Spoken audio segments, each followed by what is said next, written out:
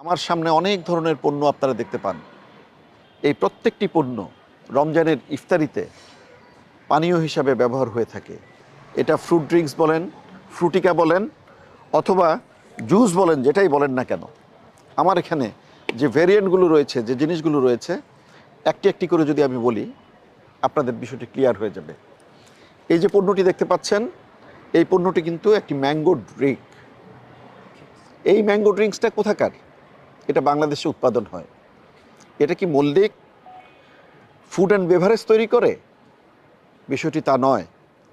এটি হচ্ছে বাংলাদেশের খ্যাতনামা যে সমস্ত প্রতিষ্ঠানগুলো আছে, তাদের মাধ্যমে এই পণ্যটা উৎপাদিত হয় এবং বাজারজাত হয়। বাংলাদেশের গণ্ডি পেরিয়ে বিদেশে রপ্তানি হয়।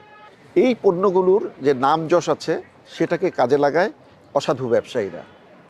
তারা একটি পণ্য উৎপাদন করে যেহেতু মার্কেট পাবে না, এমন খ্যাতনামা প্রতিষ্ঠানের নাম ব্যবহার করবে, ফলে তার পণ্যটি বিক্রয় হয়ে যাবে। মাঝখান থেকে যেটি ঘটবে, আমাদের দেশের যে সমস্ত ভোক্তা সাধারণ আছে, তারা প্রাণ কোম্পানির খাবার মনে করে বিষয়টিকে নিয়ে যাবে, সেই স্বাদ পাবে না, সেই টেস্ট পাবে না, অথবা যে উপযোগিতা আছে সেই উপযোগিতা থেকে বঞ্চিত হবে। এ দিয়ে দেখেন প্রতিষ্ঠানটির বদনাম হয়ে গেল, তারপরে যে বাণিজ্যিকভাবে তাদের যে অগ্রজতা, সেটা আপনার ব্যাহত হয়ে গেল, এবং ভোক্তা সাধারণের, ক্রেতা সাধারণের আস্থাটাকে কিন্তু তারা হারিয়ে ফেলল। ঠিক এই কাজটি হয়ে আসছে। এই ড্রিঙ্কও উঠতি বয়সের যুবকরা বা আমার মতো বয়োবৃদ্ধ মানুষ যারা আছে, তারা এর টেস্ট গ্রহণ করেনি এরকম লোক পাওয়া যাবে না। এটা বহুল প্রচলিত এবং অত্যন্ত সমাদৃত একটি পানীয়। এটাও অ্যাডাল্টারেট হচ্ছে। স্ট্রবেরি ড্রিঙ্ক, এই যে strawberry drink miniature in size, এই সাইজ 10 টাকা দাম করা হয়েছে, যেখানে এগুলির দাম 100 টাকা, হয়তো 200 ml এটার দাম 25 টাকা, সেখানে 10 টাকা। তাইলে এটার ক্রেতাটা হচ্ছে যে 10 টাকা দিয়ে কিনতে পারবে সে। স্কুলের কোমলমতি ছোট্ট ছোট্ট বাচ্চাগুলো বা গ্রামে গঞ্জে যে সমস্ত ছোট্ট ছোট্ট বাচ্চাগুলো আছে, তারা কোনো রকমের 10টি টাকা জোগাড় করে হয়তো এই জিনিসটি ক্রয় করে এবং এটা সেবন করে থাকে, গ্রহণ করে থাকে পানীয় হিসাবে। এই যে পণ্যগুলো প্রত্যেকটা নকল। আমার সামনে এই যে এতগুলো আছে, এই যে আইস ললিপপ, এটা যদি আপনি ফ্রিজে রেখে দেন, ডিপ ফ্রিজে, এটা হয়ে যাবে আইসক্রিম। বাচ্চারা সে আইসক্রিমের মতো চুষে চুষে খাবে।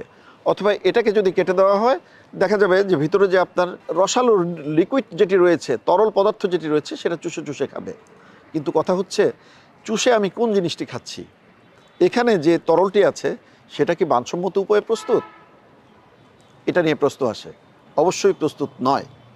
আমরা জানি এই প্রত্যেকটা পণ্যের ক্ষেত্রে আপনার পানি একটি কিন্তু গুরুত্বপূর্ণ ইনগ্রেডিয়েন্ট। এই পানিটা যদি নিরাপদ পানি না হয়, এই পানিটা যদি কোনোভাবে কন্টামিনেশন থেকে থাকে, কন্টামিনেট হয়, দেখা যাবে যে এটা বড় ধরনের ক্ষতির কারণ হয়ে দাঁড়াবে। আমরা ইকোলাইয়ের নাম শুনেছি, সালমোনেলার নাম শুনেছি। এই মারাত্মক জীবাণুগুলো এর মধ্যে থাকতে পারে। আমি আমার সায়েন্টিস্ট যিনি আছেন, তাকে আমি অনুরোধ করব, আপনি এগুলো নিয়ে যে আপনার ল্যাবরেটরিতে একটু টেস্ট করে দেখবেন। আমাদের এই ইকোলাই মাইক্রোবায়োলজিক্যাল যে টেস্টটা, সালমোনেলা এগুলি রয়েছে কিনা, সেই জিনিসটা আপনি নিশ্চিত হবেন। আমরা পরবর্তীতে আবার এটাকে আপনাদের আপডেট করব। এটা হলে দেখা যাবে যে বাচ্চাদের পেটে পীড়া হবে, ইভেন ইন্টেস্টাইনাল যে ক্যান্সার আছে, সেই ক্যান্সার পর্যন্ত হতে পারে। এখানে যে ধরনের রঞ্জক পদার্থ বা যে সমস্ত পদার্থগুলো ব্যবহার করা হয়েছে, সেগুলো যদি অননুমোদিত হয়ে থাকে, স্ট্যান্ডার্ড যদি না হয়ে থাকে, যে কোনো মুহূর্তে একটা বিপর্যয় ডেকে আনবে।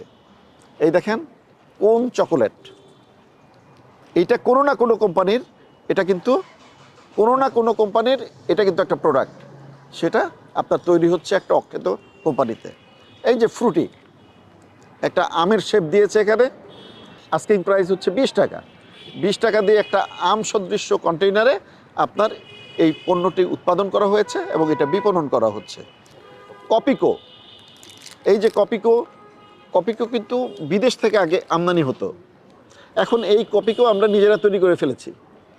এই কপিকো সে সমস্ত কোম্পানিতে তৈরি হচ্ছে এবং এই 2 নম্বরের জিনিসগুলো বাজারজাত হচ্ছে, যেটা আমাদের ভোক্তা সাধারণ। এই যে লিচি ড্রিঙ্ক, আপনারা দেখবেন এই ড্রিঙ্কের মধ্যে ছোট ছোট এক ধরনের নারিকেলের টুকরোর মতো দেখতে পাওয়া যায়, যেটাকে নাটা বলা হয়।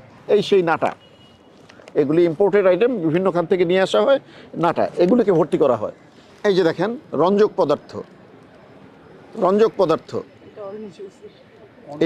এটাকে দিয়ে আমরা অরেঞ্জ ফ্লেভার্ড বানায় ফেলবো, এটাকে দিয়ে আমরা এই ম্যাঙ্গো ফ্লেভার্ড বানায় ফেলবো, এটাকে ডাইলুশন করলে এই কালারটা চলে আসবে। এটা অনুমোদিত নয় এবং এটার কোনো লাইসেন্স তাই এখান থেকে লাইসেন্স দিতে গেলে প্রত্যেকটা টেস্টের মাধ্যমে আসতে হবে এবং তাকে সেই কঠোর বৈতরণীটা পেরোতে হবে। ছোট ছোট বাচ্চারা ললিপপ খায়, নামি দামি কোম্পানির যে ললিপপ আছে তার অবিকল জিনিস তৈরি করা হয়েছে এখানে। এই অসাধু ব্যবসায়ীদের কারণে প্রকৃত ব্যবসা যারা করছেন, যারা দেশের পণ্য বিদেশে রপ্তানি করছে, এই পণ্য যে কোম্পানিগুলো এই পণ্যগুলো দেশের বাইরে রপ্তানি করে থাকে, তাদের কাছে কি ইমেজটা যায়, এটা কিন্তু প্রকারান্তরে আমাদের যে অর্থনৈতিক একটা সমৃদ্ধির দিকে আমরা এগিয়ে যাচ্ছি, আমরা যে বৈদেশিক মুদ্রা অর্জনের একটা যে সুযোগ সৃষ্টি হয়েছে, এই ধরনের অ্যাডাল্টারেশন যদি আপনার অব্যাহত থাকে, সেটা কিন্তু আমাদের পণ্যের মানের প্রতি কিন্তু চ্যালেঞ্জ ছুড়ে দেয়। এক্ষেত্রে আমি মনে করি প্রতিটি মানুষের সোচ্চার হওয়া উচিত। এই রমজানকে উপলক্ষ করে এই পণ্যগুলো যদি রোজাদার যদি আপনার এই ধরনের পণ্য দিয়ে তার ইফতার শুরু করে, সে কিন্তু অসুস্থ হয়ে যাওয়ার সম্ভাবনা রয়েছে। রমজান মাস উপলক্ষে আমাদের যে ভিজিলেন্স টিমের কার্যক্রম সারা দেশব্যাপী এটা চলমান রয়েছে এবং এটা জোরদার থেকে জোরদারতর হবে। আমরা এই মিডিয়ার মাধ্যমে সাধারণ মানুষের কাছে নিবেদন করতে চাই, আইন আদালত দিয়ে সব কিছু করা যায় না। এই যে এত বিশাল একটা টেস্টিং ল্যাবরেটরি আপনারা দেখতে পাচ্ছেন, বাংলাদেশ স্ট্যান্ডার্ড টেস্টিং ইনস্টিটিউশনস, এখান থেকে আমরা মান প্রণয়ন করে থাকি, আমরা এখান থেকে লাইসেন্স দিয়ে থাকি, আমরা এখান থেকে পণ্যের গুণগত মানটাকে টেস্ট করে থাকি। একটা ভোক্তা সাধারণ যদি একটা ভালো পণ্য পায়, সেখানে হচ্ছে আমাদের স্যাটিসফ্যাকশন হিসাবে আমাদের এই প্রচেষ্টাটা তখন বিবেচিত হয়। আমরা চাই সুন্দর পরিবেশে মানসম্মত পণ্য প্রতিটি মানুষের হাতে পৌঁছে যায়। আমাদের দেশীয় যে সমস্ত শিল্প প্রতিষ্ঠান রয়েছে, এদেরকে বাঁচাতে হবে, এদেরকে সংরক্ষণ করতে হবে। যারা নৈতিকতা, নীতি নৈতিকতা দিয়ে তীব্র প্রতিযোগিতার মধ্যে এই মার্কেটে অবস্থান করছেন, তাদের স্বার্থ দেখার দায়িত্ব আমাদের সকলের। আমি সকলের সর্বাঙ্গীন মঙ্গল কামনা করছি। ধন্যবাদ।